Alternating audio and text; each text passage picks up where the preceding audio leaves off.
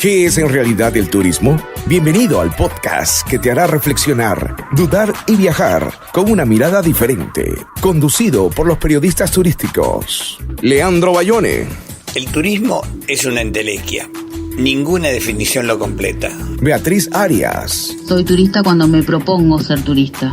Y Miguel Ledesma. El turismo puede hacer mucho bien, pero también puede hacer mucho daño. Sean todos bienvenidos. ¿Qué es en realidad el turismo? Hay tantas respuestas como mundos por explorar. ¿Qué es en realidad el turismo? Sean todos bienvenidos a reflexionar qué es en realidad el turismo. En podcasts anteriores ya estuvimos hablando de este lado crítico, complicado, oscuro quizás que tiene el turismo, y vamos a dedicar este capítulo a hablar de las crisis. No muchas veces se habla de las crisis. Si bien la crisis a primera vista uno piensa que es algo negativo, siempre una crisis esconde una oportunidad, un aprendizaje, la posibilidad de evolucionar, no solamente en el turismo, sino que en la vida en general. Beatriz, ¿tuviste alguna vez alguna experiencia crítica relacionada con el turismo o algún viaje? Sí, mira, justamente mi último viaje fue más una crisis personal. Me pasó que viajé con una chica a la que no conocía demasiado y que no era muy empática a la hora de arreglar el día y ponerse de acuerdo a dónde íbamos y no. Y era más absorbente, muy ¿no? autoritaria. Muy autoritaria. Entonces, a ese nivel, por ahí tuvimos un par de crisis porque quería imponerse con las actividades y bueno, fue una negociación dura. La convivencia no es fácil y cuando viajamos tampoco. Leandro, ¿alguna vez tuviste alguna situación crítica ligada al turismo? Sí, mira, una vez viajando de Venecia a Niza, era un viaje largo en tren, nos habían dicho que había que tener cuidado, que en el tren robaban, entonces en el viaje medio que dormíamos, medio que cuidábamos, el guarda que nos alentaba diciéndonos, duerman. No era muy guarda. Sí, no, duerman pero vigilen, o sea que era una situación incompatible. Sí. Así que llegamos a Niza muy cansados, pero yo llegaba con muchas ganas de conocer el Mediterráneo. Entonces, lo único que quería era llegar al mar, así que fuimos rápido al hotel, guardamos todo en el hotel, dejamos el equipaje, en el hotel me dan la llave de la caja fuerte, me dicen, tome esta llave, cuídela. Yo ni la escuché, me la puse en el bolsillo del traje de baño y me fui para al mar todo contento. Las playas, nada que ver con las playas que estamos acostumbradas de arena, sino que eran playas de guijarros. O sea, es muy difícil caminar, no podés caminar descalzo. Y bueno, me metí en el mar, la bajada al mar es difícil porque en el primer paso te llega el agua al tobillo, el segundo paso a la rodilla, el tercero a la cintura y el cuarto ya estás sin hacer pie. Yo creo que son las costas que vienen de montaña, ¿no? O sea, sigue abruptas. Sí. Y bueno, estuve ahí retosando en el agua, disfrutando de la transparencia, ¿no? Y cuando volvimos al hotel me doy cuenta que había perdido la llave de la caja fuerte. Sí. Y me dicen que son 200 euros. Así que lo que hice fue que intentar ir al mar de nuevo a buscar el agua, porque realmente quería encontrar esa llave, porque era un costo, no estaba previsto. ¿Y la encontraste? No, casi me ahogo buscándola. Así que bueno, fue una situación incómoda y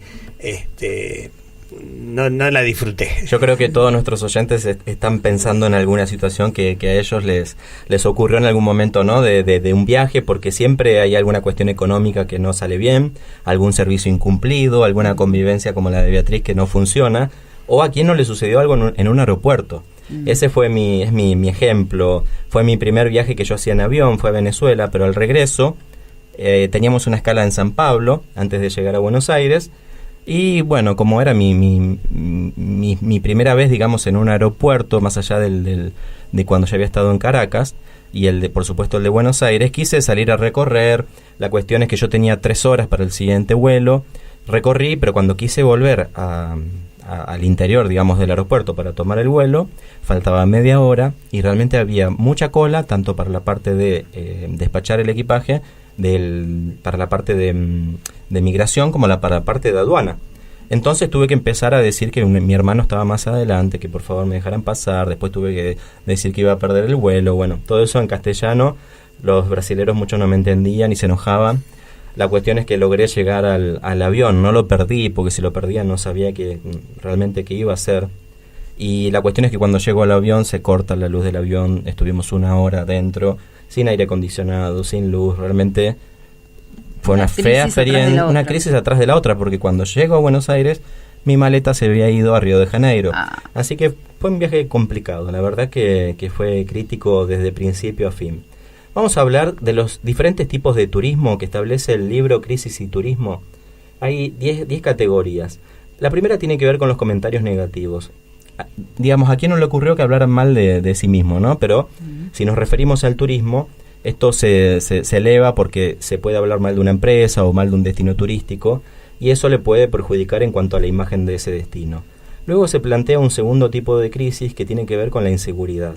Y esto sí es grave y perjudica al destino, porque cuando nos enteramos, por ejemplo, que le robaron a un turista, nos da miedo ir. Entonces decidimos cambiar de planes o directamente no viajar. Sobre todo por los medios que replican. Exacto, porque con los medios de comunicación se da algo muy particular, que es: me cuentan por televisión que acaban de robar a un turista, pero después lo escucho en radio. Después veo en internet la misma noticia. Veo la misma noticia muchas veces, y eso nos genera a todos, es algo normal, es una cuestión que tienen los medios de comunicación, de generarnos esta sensación de que si bien le robaron a un turista, sentimos que le robaron a muchos turistas, porque es la misma noticia replicada muchas veces. La tercera categoría de crisis que establece este libro es la técnica. Y es algo que está involucrando cada vez más al turismo, porque el turismo día a día depende más de la tecnología.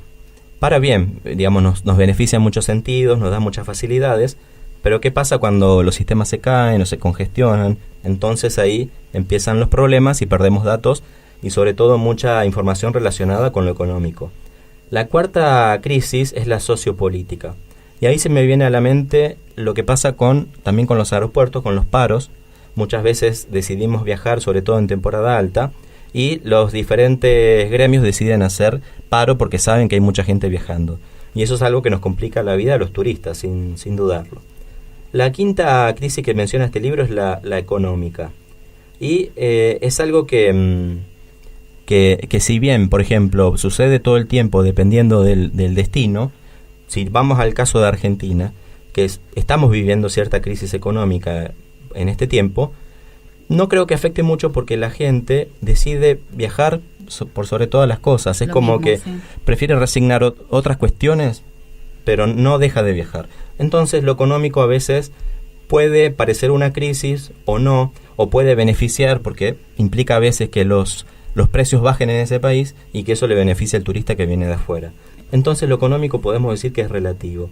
Luego tenemos las crisis legales, tenemos también las crisis sanitarias. Eso también es grave porque creo que nadie viajaría a un destino donde pueda haber algún problema, como alguna enfermedad, alguna epidemia en el lugar.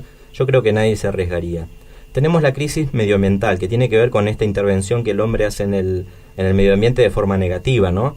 Y muchas veces no solamente es la localidad, la comunidad local la que genera este impacto, sino que es el turista también, porque llega y muchas veces no. Exacto. No cuidar el lugar. No cuida el lugar, lamentablemente. A veces puede que sí, a veces puede que no. Tenemos las catástrofes naturales. Esta es muy incontrolable. A veces podemos saber, predecir que puede haber un huracán, porque estamos, ¿no?, en época de huracanes en ciertos lugares. Pero, por ejemplo, los terremotos son muy difíciles de predecir, y a mí me pasó de estar en Chile y que por suerte no era grave. Fue un sismo pequeño, pero nada hubiera quitado que pudiera haber sido un terremoto realmente grave. Sí, a mí me pasó en Perú. Un terremoto. Igual que a vos, una réplica. Una réplica. Pero había habido un terremoto fuerte, claro, antes, en otro, y la gente estaba terriblemente asustada. Sí. Yo no alcancé digamos, no lo viví con la dimensión que lo vivían las personas que estaban al lado mío. Claro, y en Perú o en Chile están acostumbrados a que eso pase todo el tiempo. En Argentina, por lo menos en Buenos Aires, no somos tan conscientes de los peligros que implica un terremoto. Tenemos una 10ª categoría que es muy específica del turismo, que tiene que ver con la escasez de turistas, ¿no? Y pensaba también en el caso chileno, que durante 2018 recibió menos turistas, porque los principales turistas que van a Chile son argentinos.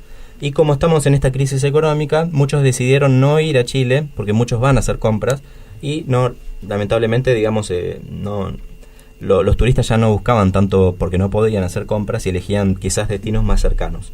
Así que esa es la última categoría que establece este libro, Crisis y Turismo.